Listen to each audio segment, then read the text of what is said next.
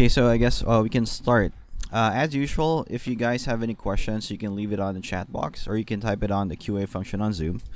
Also, this webinar would be recorded. If you miss it out or you went in halfway, you'd be able to review it or replay it through EnGenius Academy. So from EnGenius Academy, there would be a link there for previous webinars and as well as upcoming webinars across different EnGenius regions. So you may attend any of those regions from US, Asia Pacific, or Europe as well. So today's topic would be more on the ECS switches. As we all know, ECS switches are cloud managed switches, which you can use to manage your network entirely from the cloud. But these switches are also hybrid. So hybrid means that they can be managed by our existing on-premise controller, which is the Easy Master. I think most of you guys are aware of that. And then they can also be managed in standalone mode. So right now, at the moment, if you manage those devices using Easy Master or in standalone mode, you may unlock certain functions, especially surveillance functions that is useful for IP camera SIs or IP camera deployers. So what surveillance functions are there on EnGenius ECS switches?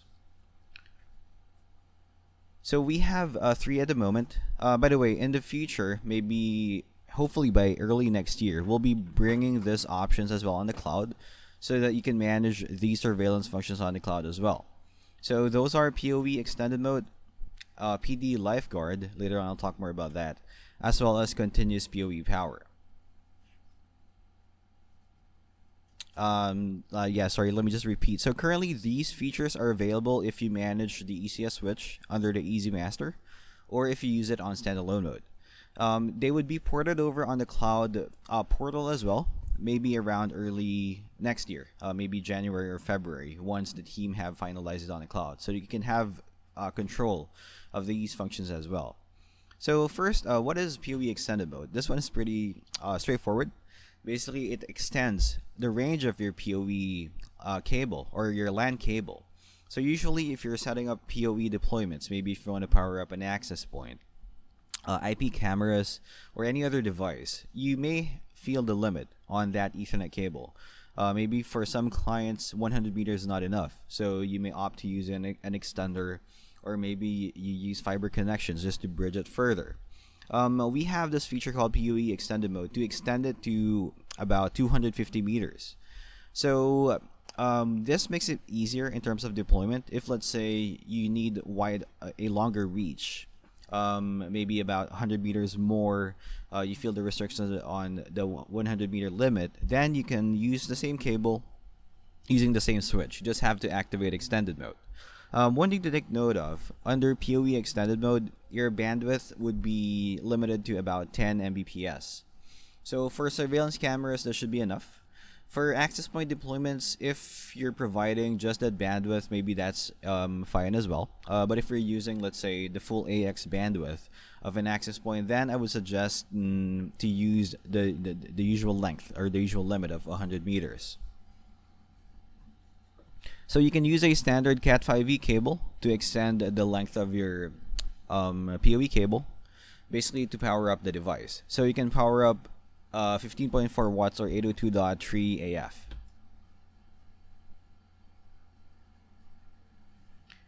The second feature that I'll talk about today is PD Lifeguard or Power Delivery Lifeguard. This is a very useful tool if you have devices that are plugged into the switch and for some reason, let's say that device always hangs. Maybe it's an IP camera that's always fully loaded, or some other IP device. Usually what you would need to do is check the monitoring system if the device is offline. Maybe you can do manual troubleshooting, like turning on and off the Ethernet adapter or the PoE control.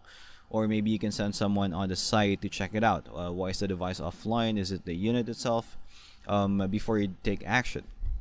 So what PD Lifeguard is that you can set parameters from the switch itself to identify or to trigger when it will reboot the device. For instance, you can set an interval of 5 minutes or 10 minutes or 1 minute. So in that interval, the device can send out a ping. So you can also send out how many pings it will send to the device. If let's say you have a IP camera plugged into the switch, You can send out, for example, 3 pings if it's all RTO or request timed out. Then you can trigger this PoE reboot. So this makes it a lot easier to diagnose this certain issues, especially if nobody's on site, or let's say it happens on a weekend or it happens after office hours. At least the system would try to recover that device. If you have a device, especially IP cameras that always hangs, especially if it does a lot of caching, then maybe this can help you guys in terms of that setup. So again, at the moment, these functions are available either on standalone mode or if the device is managed by the EasyMaster for the ECS switches. Later on, I'll talk about which models have these functions.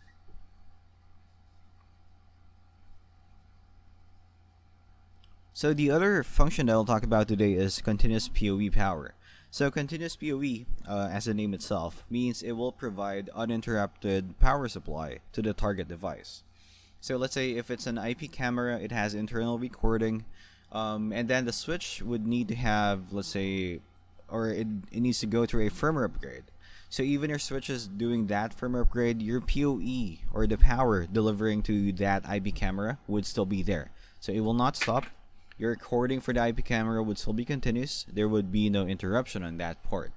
So this can be applied on any other device that you are powering up using PoE as well. Data, on the other hand, of course, data would be interrupted, but the power delivered to that device will be continuous. So all along, our ECS switches have been hybrid managed, meaning you can either, again, manage them under the EasyMaster. If you have a SkyKey or if you have an EasyMaster running on AWS, you can manage the ECS switches. On the cloud, you can do that as well. But the surveillance functions have not been enabled yet on the cloud portal. It will be coming soon, around early next year. So the surveillance functions can also be accessed from the local user interface of the switch itself. That's by accessing the local UI. Basically, you would have to key in the IP address of the switch, type it on the browser, and then from there you can configure these settings as well. So what are the models that are compatible for, or which have these functions? So almost all our ECS switches come with these features. You would see the tabulation here on my screen right now. So these are all that's compatible. I'm not sure if everything is listed here. Let me just double check real quick.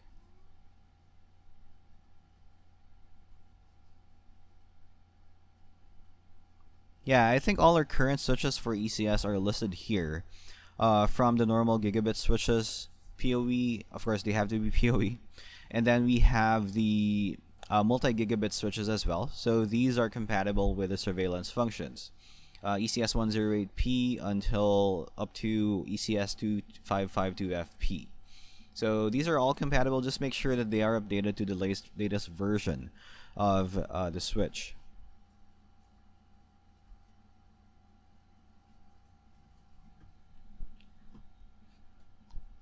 So I mentioned that we'll be bringing this over to the cloud. Let me just show you a breakdown of that just a minute. Yeah, so sometime about early next year, Q1, we'll be adding PD Lifeguard, continuous PoE, extended PoE, as well as AutoCam Lifeguard. So AutoCam Lifeguard means that the switch itself will automatically detect the device, whether it's a IP camera or something else. If it's a normal PoE device, it wouldn't trigger this. If it's an IP camera, you can set this to automatically detect and enable. So what that means is that you don't have to manually set up the PD Lifeguard for the IP camera. If it detects it and it's enabled on the port, it will automatically enable this function, which means that if the device hangs, then it's going to reboot the unit. So for this webinar, I also want to talk about one of our switches. So if you guys are not aware, we have a lot of requests in terms of SFP switch, or a switch that comes with full SFP ports. So I think we launched this about a month ago or 3 weeks ago. So this is the ECS 5512F. So the ECS 5512F is a layer 2 plus switch. We call this an aggregate switch because it transfers a lot of data. So you can use this for aggregation. You can use it on the distribution side so that you can consolidate all the access switches back to this unit. So this unit on the other end would basically gather all the data and transfer that to the core switch on the back end. By the way, next year we'll be releasing a lot of switches, from core switches, aggregate switches. I think some of them are already listed on the website. Let me just double check. If you haven't visited our website recently, you would see, if you have, you would see that there have been an update on the user interface. For instance, on the switches side, you would see that we have unlocked certain functions. We have categorized it, gigabit switches, multi-gig, aggregate, surveillance. So we'll be adding more soon. So you would be able to see core switches, etc. So we have been having a lot of requests in terms of these functions. So the first fiber switch that we'll be launching is this one, the ECS 5512F. It's a half rack switch. On the package, it has this connector so that you can combine two of these to make it a 1U rack mount device, meaning they'll be packed together if in case you need more ports. So side by side, sadly I don't have a picture, you can combine this to have 24 ports in total. So this is a 12-port SFP switch, SFP plus. Each port of the ECS 5512F is running 10 gig. Of course, you can also run 1 gig if you only have a 1 gig SFP module. For the compatibility list of the SFP module, so long as it's MSA certified, it should run with our switch. If it's not a proprietary SFP module, it should work with our SFP slots as well for EnGenius. We do carry SFP modules as well, but for the availability and the types of the modules that we have, it depends if it's single mode, multi-mode, or the distance that it can run. You can check with our distributors or our local regional sales as well.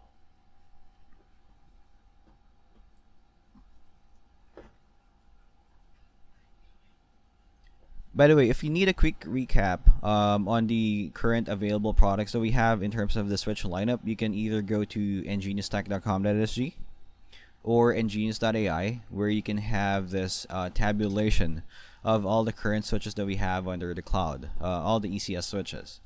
So I believe everything is here right now, including yes, it's currently here as well, the aggregate switch. So if you need a quick tabulation, what's the bandwidth capacity, what's the PoE capacity, if you need further details like how many MAC addresses can it handle, so all of that information will be here as well. And you can also download the data sheet too.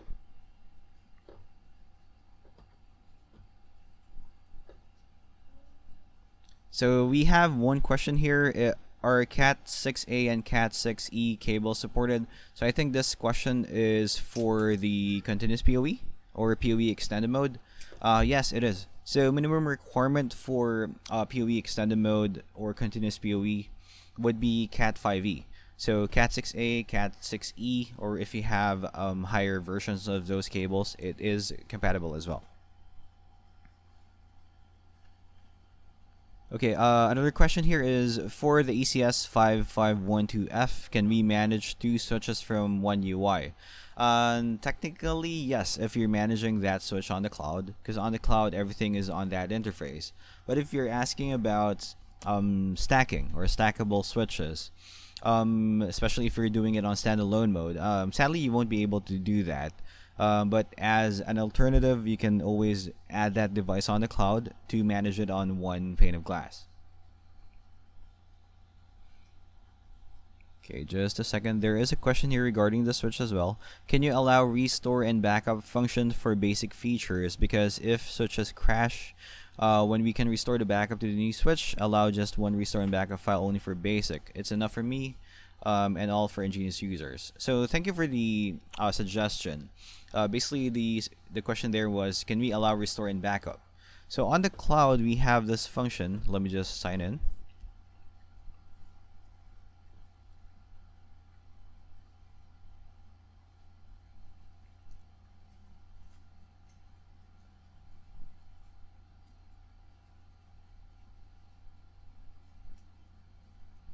Okay, so on the cloud we have this option called backup and restore.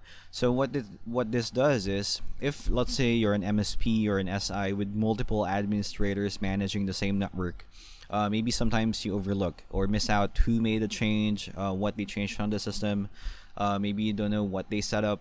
So if you want to quickly back up your original configuration, so you can do that by doing that here. Basically, all you need to do is create a name for it, and then select the network which you want to back up. So this essentially backups all the setting that you have. Let's say SSID for the access point, as well as the switch configuration too. So once it's back up, if somebody messes up the settings, you can just quickly restore that backup to revert it to the original setting.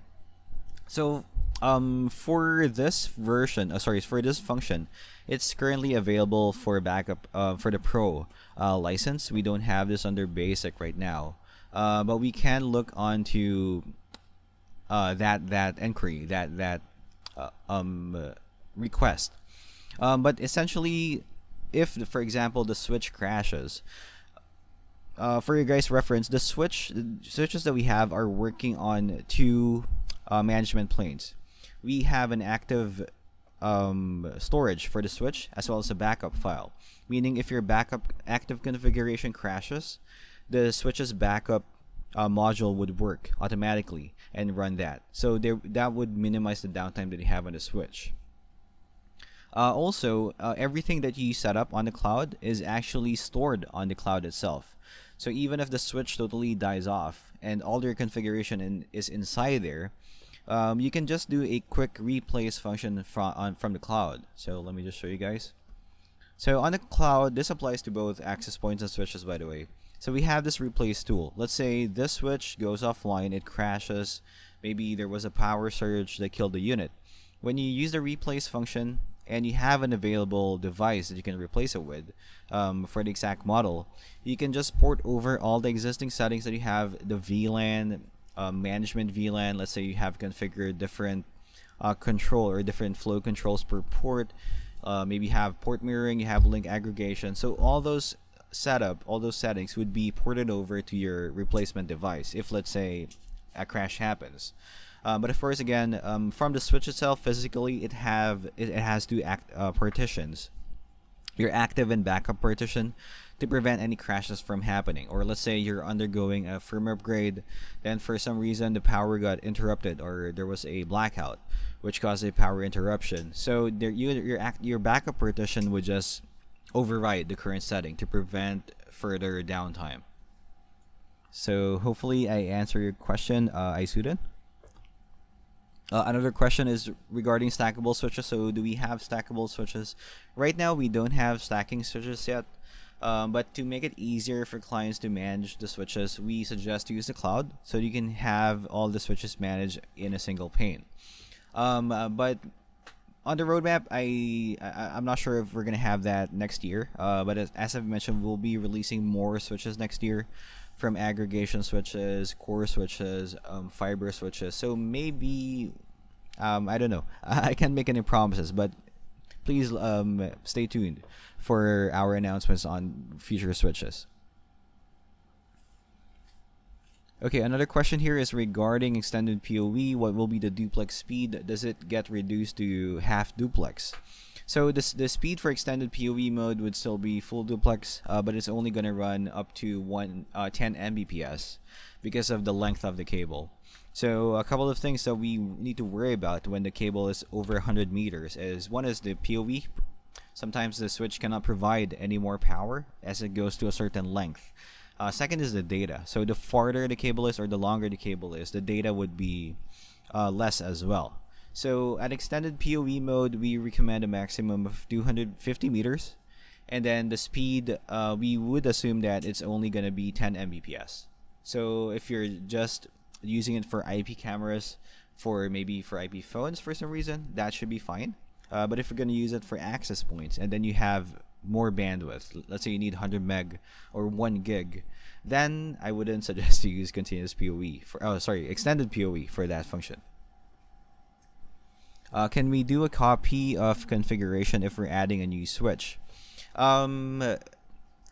We have this thing that we call switch templates, which can help you copy over or group certain switches of the same model to have the same functions applied. So that would be found under configuration, under switch templates. So this is very useful in terms of deploying multiple switches of the same model. For example, you're deploying switches in a hotel. Maybe each of the rooms or every other room of the hotel needs an 8-port switch. Maybe they use this for a fixed set of application. Maybe port 1 is the uplink port, port 2 goes to the IPTV, port 3 goes to an IP phone, port 4 goes to a hub, which the clients would use for LAN connection, and so on and so forth. So if this setup is similar across the board, then you can group all those switches together. If it's a really big hotel, maybe 400 rooms, 1,000 rooms, then this would be very, very, very helpful for the MSP or the SI who's going to install that number of switches. Because imagine if you're going to redo that settings on all the switches, it's going to take a lot of time. Even if you back up the configuration and restore it, we have that function too. It still would take a lot of time because you're going to have to do it one by one. So with switch templates, you can just basically set up which port is set up as your voice VLAN. If you have VLANs running on all the ports, you can set it up as well, like aggregation, port mirroring. So once you have configured that and applied it, excuse me, basically all the models and members of that particular template would carry those settings. So it would be a lot easier in terms of deployment and management. Another question here is regards to the backup settings. Can the backup be scheduled or is it manual? So at the moment, backing up the settings of the switch is manually done in terms of the option right here on the cloud, which is backup and restore. So on the local side, let me see if I can access the switch. Just a minute. Sorry, this is an older switch, but I think this will do for now, just a while.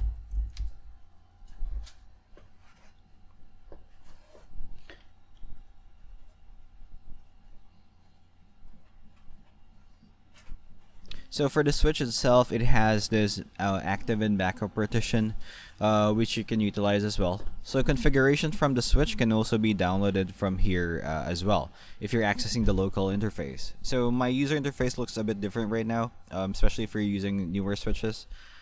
But it essentially works the same way. So you can back up your configuration from the switch and restore it at any time. So at the moment, our configuration for the switches, if you want to back it up, is done manually. One person mentioned core switches. So right now we do not have core switches yet, but we plan to release this sometime next year. So do stay tuned for that lineup. Okay, another question here is this for a PoE switch, for CCTV, or we use network infrastructure? So these switches can be used for either CCTV surveillance functions or network infrastructure as well. So our switches are layer 2 plus, so it's very versatile. So depending on what you need on the network, depending on what you want to configure, you'd be able to use that. PoE, when I talk about continuous PoE as well as extended PoE, usually people would use these functions for surveillance, but of course you can use it for other applications as well. Another question here is, do you have L3 switches? So at the moment we don't have L3 switches yet. We do have L2 plus switches, which has a bit of L3 functions such as static routing, DHCP relay, DHCP snooping, but not the full suite yet for L3. So again, we'll be releasing more switches next year. Do stay tuned if we're gonna have more switches to announce, especially on the L3 side or the core switch side. By the way, for those who just came in, again, this is a recorded webinar, so you would be able to access it tomorrow through EnGenius Academy. So all our webinar archives are stored there on Academy. Let me just flash that as well. So if you go to academy.engenius.ai, this is where you can take certifications for EnGenius. For instance, you have, let me pull that up right now. So we have 3 certification programs right now. We have a 4th one upcoming.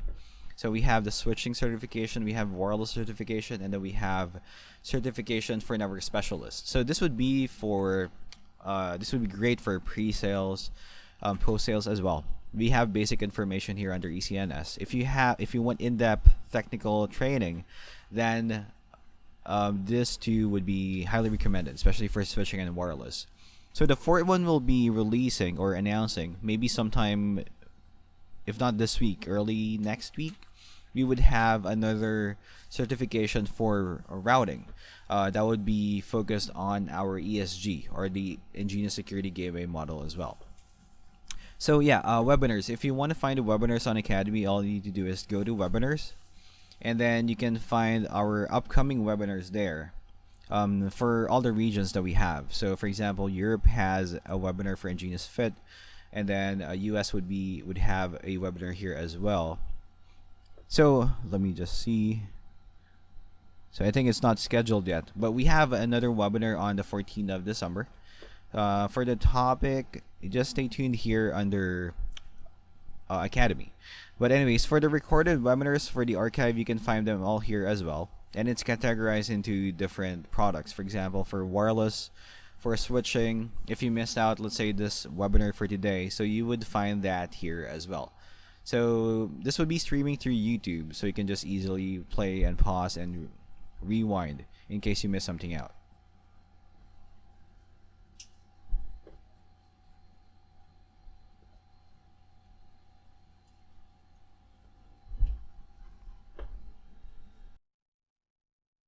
Okay, guys, do you have any other questions for today?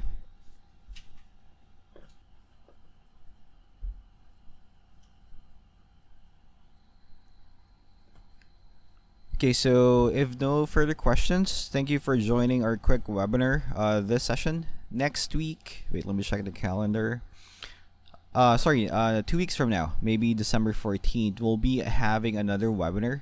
So that's about launching the new solution that we have for EnGenius, which may be very useful for you guys as well.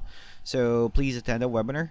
For the schedule and the registration, you'd be able to do that here on EnGenius Academy. Right now, I think they don't have the schedule up yet, but it will be available soon for registration. So thank you everyone for attending today's webinar. You guys have a good day.